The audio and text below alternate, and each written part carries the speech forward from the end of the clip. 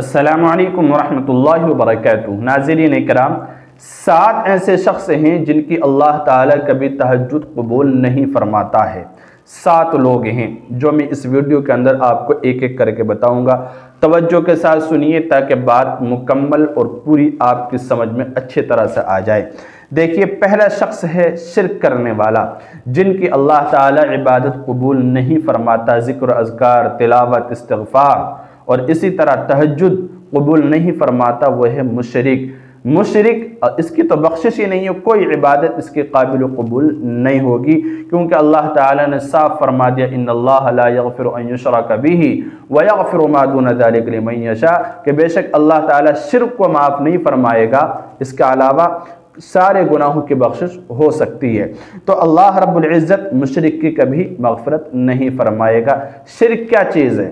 شرک کہتے ہیں اللہ تعالیٰ کی ذات میں کسی کو شریک کرنا، جیسا کہ ایک اللہ کے بجائے ہم 2 اللہ ماننے لگیں، 2 خدا ماننے لگیں، 3 خدا ماننے لگیں، جیسے کہ غیر ایمان والے مانتے ہیں۔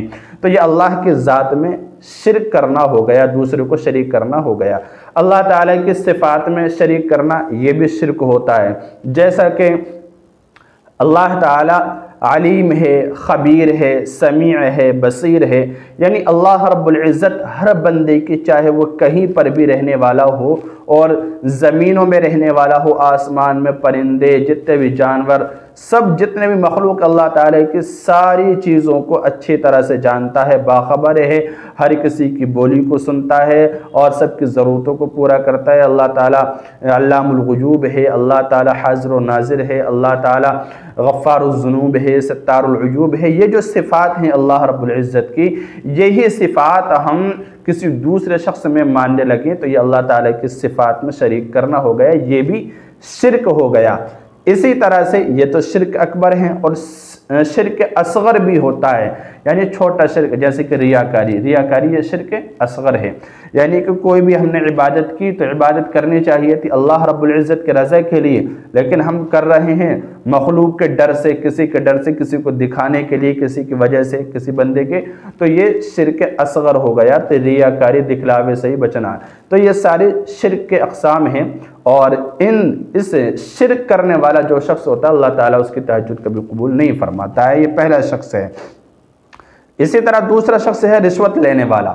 رشوت لینے والا اور دینے والا دونوں دوزخ میں جائیں گے۔ یہ پیارے رسول صلی اللہ علیہ وسلم کی صاف روایت موجود ہے، الراشی والمرتشی کلاہما فی النار، کہ رشوت لینے والا ہو، رشوت دینے والا ہو، دونوں جہنمی ہیں، دونوں جہنم میں جائیں گے۔ تو پتہ چلا کہ اللہ رب العزت رشوت لینے اور دینے والے کی بخشش نہیں فرمائے گا، اور اگر وہ بغیر توبہ کے مر گئے، اگر انہوں نے توبہ کر لی تو پھر اللہ رب العزت کی ذات سے امید ہے کہ ان کی بخشش ہو جائے گی، اور وہ اپنی سزا بھگت کر جیسے بھی ہے وہ جنت میں بہرحال پہنچ جائیں گے۔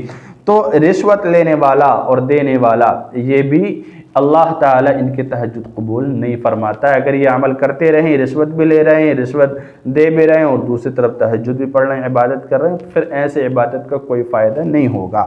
اسی طرح سے تیسرا شخص ہے قطع رحمی کرنے والا، یعنی کہ رشتے ناتوں کو توڑنے والا۔ جوڑنے کے بجائے اللہ تعالیٰ نے جوڑے رکھنے کا حکم دیا ہے کہ رشتہ داری کو جوڑے رکھو اور اپنے رشتہ داروں کے ساتھ حسن سلوک کا معاملہ کرو، اللہ تعالیٰ تمہارے روزے میں ہی برکت کرے گا، عمر میں ہی برکت کرے گا اگر تم کرو گے۔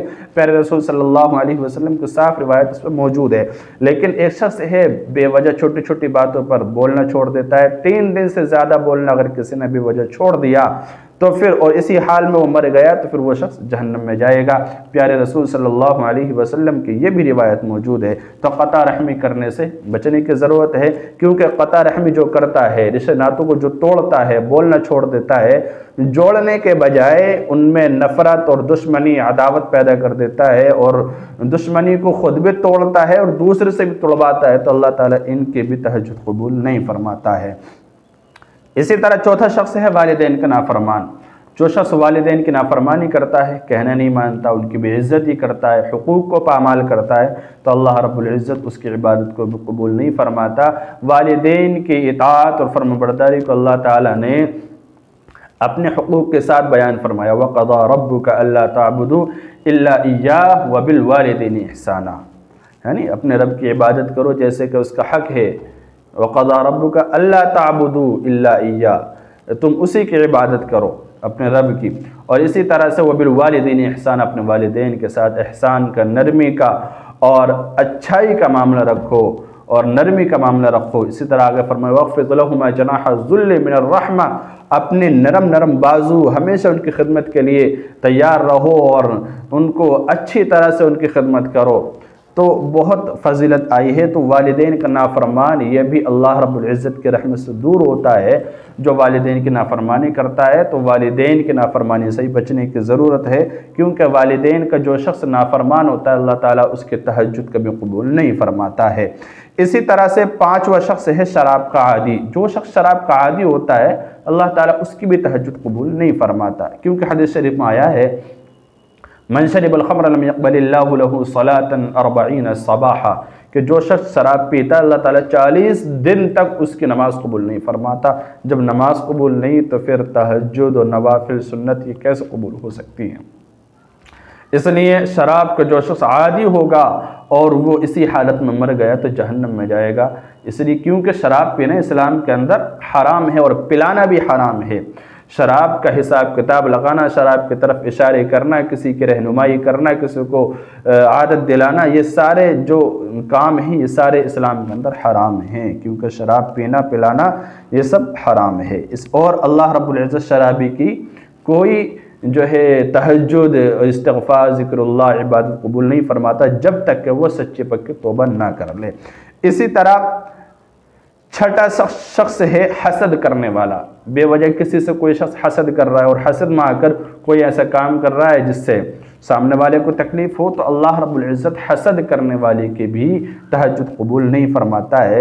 نبی علیہ السلام نے فرمایا کہ حسد کرنے والا ایک جلتی ہوئی لکڑی کی طرح ہے، کہ وہ خود بھی جل رہی ہے لکڑی اور دوسرے کو بھی، دوسری چیزوں کو بھی وہ جلا دیتی ہے۔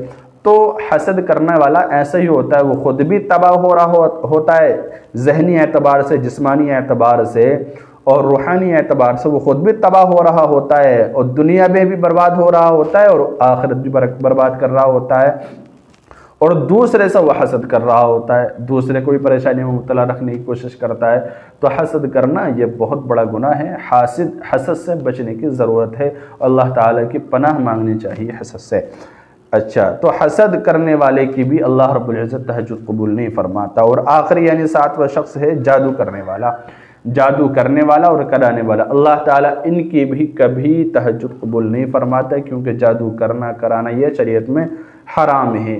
آج کل بہت زیادہ ہو رہا ہے کہ تھوڑی سی کسی سے کچھ تکلیف ہوئی فوراً جادو کرانے لگتے ہیں، جادو کرنے لگتے ہیں۔ تو یہ یاد رکھا جائے کہ جادو کرنا کرانا یہ سب شریعت میں حرام ہے۔ پیارے رسول صلی اللہ علیہ وسلم نے سخت ناراضگی کا اور اس سے منع فرمایا ہے، اس لیے بچنے کی ضرورت ہے۔ تو یہ 7 وہ لوگ تھے جن کے اللہ تعالیٰ کبھی تہجد قبول نہیں فرمائے گا، نہ استغفار، اس لیے ان کاموں سے بچیں، سچے پکی توبہ کریں تاکہ ہماری ہر عبادت اللہ کی بارگاہ میں قبول ہو اور اس کا اجر ہمیں دونوں آخرت میں اچھے طرح سے نصیب ہو۔ اللہ تعالیٰ عمل کی توفیق دے۔ السلام علیکم ورحمۃ اللہ وبرکاتہ۔